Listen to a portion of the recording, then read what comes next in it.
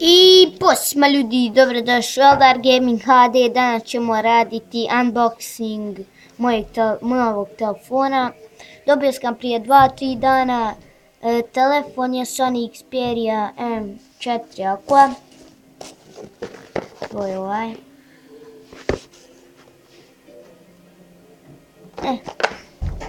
Znači, uz njega sam dobio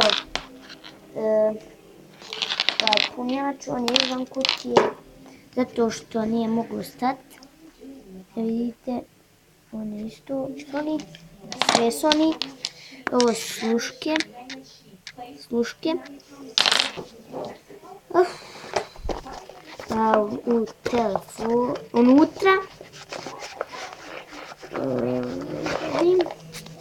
unutra su uputstva, ima i dosta, i garantni list. Ovo je telefon, najvažnije. Dijeli se, evo piše Sony. Instalirao, sad ćemo da ga upalimo.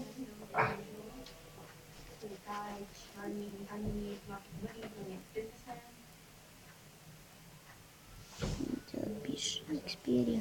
Sam pokazao kakav je iza.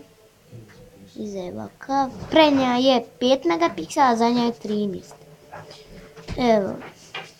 On će se upaliti za nekoliko sekundi. Ili možda za minut. Ovo će malo potrajati.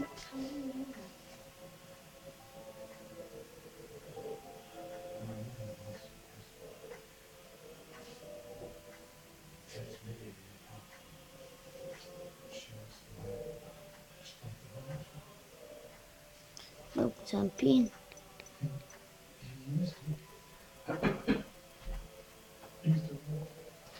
Evo ga telefon. Imam neke aplikacije kao što je Viber, Messenger, vidite, i one koje su došle uz telefon.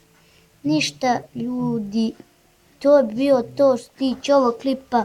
Vidimo se u nekom sljedećem, lajkajte videe, šerujte i subscribeujte se moj kanal. Sam da vam kajem da je ovo verzija Androida 5.0. Ćao!